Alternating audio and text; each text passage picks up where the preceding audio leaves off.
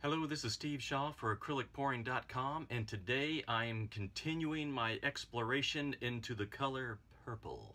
I have a friend who would like me to do a really big painting for her daughter. Her favorite color is purple, so I'm doing a couple of different experiments. My plan is to do either 3 or 4 16 by 20 inch paintings, which I know is really big for most people. For me, it's kind of like the average size. I just like working big. And then and I will send her the photos of the 3 different paintings, and then I will let her decide which style she likes best. And then I will go back and use the same technique, mix the colors as close as I can to what I'm using today, and I will make her a huge, she has a 36 by 48 canvas, which will go over on the wall over behind the bed in this bedroom. So it's going to be really big. And so today I'm going to use some mostly pinks, but I'm also going to be using some yellow too. So let's take a look at what we got going on. I'm going to do pinks, purples, and this yellow just because I think you need a little bit of yellow to contrast with the purple to make the purple stand out. So for this pour, I've got a lavender mixed up pretty thin, and it's using just Floetrol as the mixing medium. Really dark dioxazine purple or something crazy like that. I've mixed it fairly thin. I've got this pink that I'm discovering, even though it's a bright neon pink, and I'm really not a neon kind of guy, but this just really tends to pop when it's in painting, so I recommend getting some of that.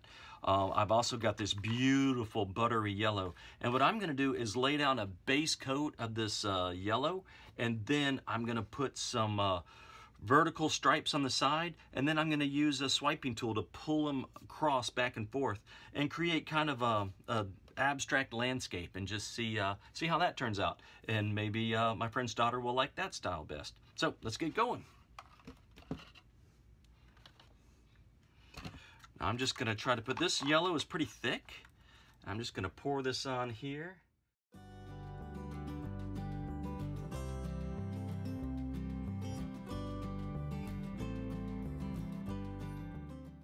A lot of times I'll do a painting and I will not put a base coat on.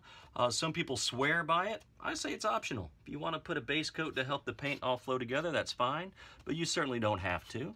If you mix up enough paint, the paint's going to flow across the canvas anyhow, anyway. If you don't have a pour box at home, this is a box I just got at, I think, what was it, Costco or Sam's, one of those places. And you just trim it down and put some bars, or you can put cups underneath, but I highly recommend using a pour box. It just keeps your kitchen table a lot cleaner. Okay, here we go. I'm gonna do line of dark purple.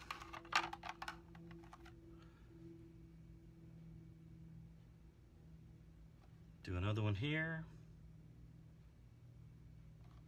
Maybe one at the end. It's more lighter lilac-ish. I just made up a word. Lilac colored paint. And I'm trying to leave a little bit of room for that paint to pull across. Here is the that bright, crazy neon. Scares me, but it almost always ends up looking really good. Okay. Guys, I'm not gonna hesitate.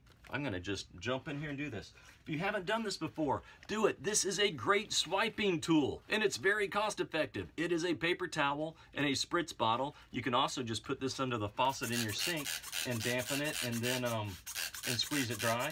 I've got a little squirt bottle here, so I am just making this paper towel a little bit damp to give it some weight, and now I'm just gonna drag it across, and let's see what happens. Just drop and pull.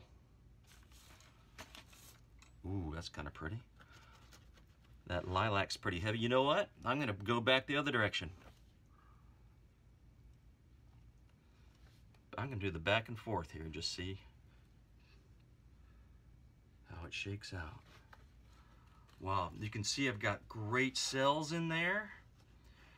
I was quick. Look at this happening right in there. That's really, really pretty. Yellow is strong in there. Great. I've been using the 3-in-1 silicone oil, and it works really well, and it cleans up afterwards pretty nicely. Wow, as we're sitting here, do you see all this action in here? This is pretty. Really pretty. These cells are gorgeous in here. I'm gonna tilt just a little bit, not much. All you anti-tilters out there, I'm gonna try to leave it alone, I promise. Wow, those cells are big and pretty. All right. I'm gonna drizzle. Yes, I could be totally done at this point. Probably should be done, but I think I want a little bit more of this dark purple in here. So I'm gonna lay down some more of this dark purple and just do another swipe across this bottom and see what that does. I know the person who's gonna have the painting really likes purple, and yes, we got plenty of purple going on, but I want some of the dark, rich purple. So this time I'm gonna switch to a different swiping tool, which is just a craft stick. And let's see what happens. Oh, I gotta put a little bit across the very end here to pull against. Yeah, ooh, that was a lot.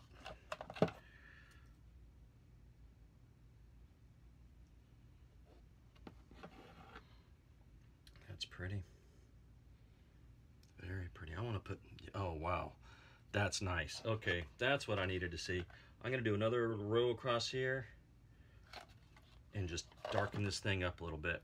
All right, look, I'm getting these beautiful pinks and yellows through there. So I'm gonna chop that back and pull, kind of wave in a little bit as I go, brush it off, chop back. Oh yeah, that's, oh, wow, that's pretty. Okay, got a little dry spot on here, gonna tap that a little bit. Gonna pull out some. I always say, if you're not completely happy, don't stop on a painting where you're just kind of, when you're like, man, I guess it's okay. If you're not happy with a painting, do something about it. And in my case, what I almost always do, wow, this is so pretty.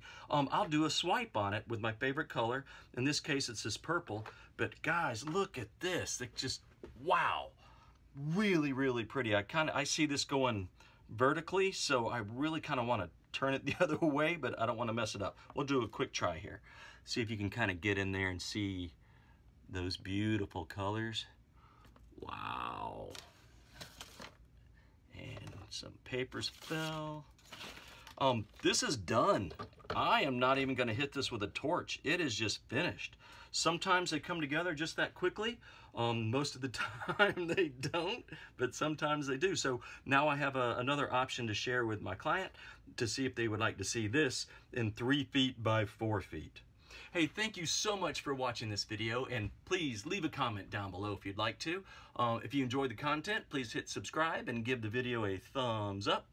And this painting, along with pretty much all my paintings, are going to be for sale at my Etsy store. So go to Etsy.com and do a search for Steve Shaw. Thanks for watching. Bye.